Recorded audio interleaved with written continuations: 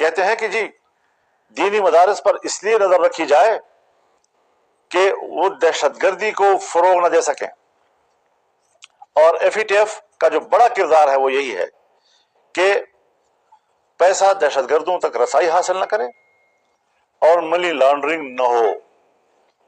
یہ دو اہداف F E T F نے متعین کیے ہیں۔ مجھے کوئی بتائے مدرسوں کی تو اکاؤنٹ ہوگی پابندی لگی ہوئی ہے کہ کون سا پیسہ ہے آج تک 9/11 کے بعد 24 سال ہو گئے ہیں، کون سا پیسہ ہے کہ کسی پیسے والے کی طرف سے، کسی بینک کی طرف سے، وہ کسی دینی مدرسے یا ان کے جوانوں کی طرف منتقل ہوا ہو؟ اور رہی بات کہ منی لانڈرنگ کو کنٹرول کرنا ہے، ہمارے پاکستان کے بزرگ سیاستدان اور بڑے سیاستدان اس جرم میں ملوث نہیں ہے۔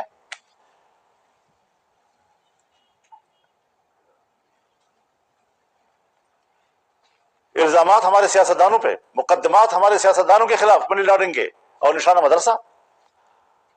اس مذہبی ماحول کے خلاف کارروائی کے آڑ میں ہم سیاست کر رہے ہیں، اور پھر وردیوں میں ہم ہمارے مدرسوں میں جا کر پیش ہوتے ہیں، اور پھر وہ جناب بڑے بڑے بیانات دیتے ہیں، اور اپنے حامل آنے والی بھی سامنے بٹھا دیتے ہیں، اور ان کو ایک آدھ سوال بھی فیڈ کرا دیتے ہیں تاکہ آپ ہم سے یہ سوال کریں، اور پھر جب ہم آپ کو جواب دیں تو اس کو ہائی لائٹ کیا جائے۔ یہ کیا چیزیں ہیں؟ میں پوچھنا چاہتا ہوں کہ یہاں وفاق میں دینی مدارس کے رجسٹریشن اور اس کے اکاؤنٹ بینک کھولنے کا قانون پاس ہو چکا ہے، کیا اب تک یہاں سے کوئی موومنٹ ہوئی ہے کہ صوبوں سے کہا جائے کہ آپ نے قانون سازی کرنی ہے؟ اس وقت ابھی صوبے میں قانون سازی نہیں ہو رہی۔ کیوں؟ ہم نے تو بین الاقوامی دنیا کو بھی راضی رکھنا ہے نا، اپنے بچوں کو ذبح کرنا ہے نا ان کے لیے، اور اوپر سے خیرخواہی کا چادر بچھاتے ہیں۔ ہم تو مین سٹریم میں ان کو لانا چاہتے ہیں، مین سٹریم میں آپ خود نہیں ہیں۔ کیا دینی مدارس کے بچوں کو آپ رہیں گے؟ آج اس وقت امتحانات ہو رہے ہیں وفاق المدارس کے، اس وقت ایک وفاق المدارس کے، اور 43,000 فضلاء کرام ایک سال کے اندر فارغ التحصیل ہو رہے ہیں، امتحان دے رہے ہیں، اور 6 لاکھ بچے اس وقت پورے ملک میں تمام درجوں کے امتحانات دے رہے ہیں۔ مدرسے کا نظام تو متاثر نہیں ہو رہا، وہ تو ٹھیک جا رہا ہے۔ آپ نے مدرسے بورڈ بھی بنائے مشرف کے زمانے میں، کدھر ہیں وہ؟ آپ نے ابھی ہمارے اداروں کو اور تنظیموں کو جو ہے تقسیم کیا، کہاں ہے وہ؟ 18,000 ڈمی مدارس کے نام پر سیاست کرتے ہو۔ کب تک یہ ڈرامے چلتے رہیں گے پاکستان کے اندر؟ یعنی قسم کھا رکھی ہے کہ ہم نے ملک کے اندر مذہبی طبقے کو اپنے مقابلے میں متصادم رکھنا ہے، یہ ملک کے ساتھ چلنا چاہتے ہیں۔ 9/11 گزر چکا ہے، اس کے 25 سال گزر گئے ہیں۔ دینی مدارس نے ثابت کیا ہے کہ وہ ملک کے ساتھ کھڑے ہیں، آئین کے ساتھ کھڑے ہیں، پارلیمنٹ کے ساتھ کھڑے ہیں، ملکی مفاد کے ساتھ کھڑے ہیں، کسی طریقے سے کسی دوسری کارروائی میں شریک نہیں ہے۔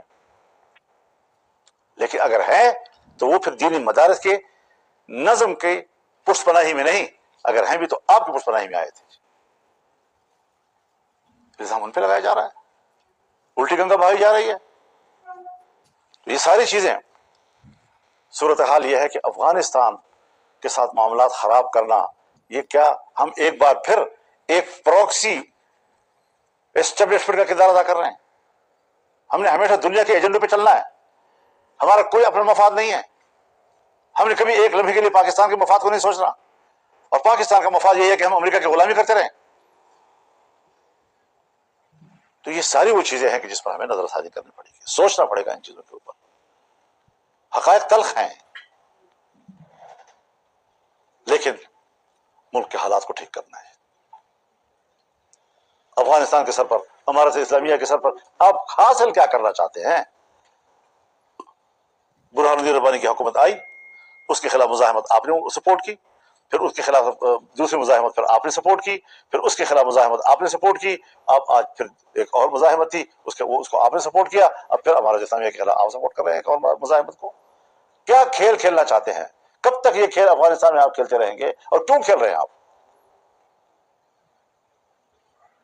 کیا امارت اسلامیہ نے آپ سے یہ شکایت کی ہے کہ آپ نے اگر ہمارے کسی جوان کو وہاں پکڑا ہے اور مارا ہے تو کیوں مارا ہے؟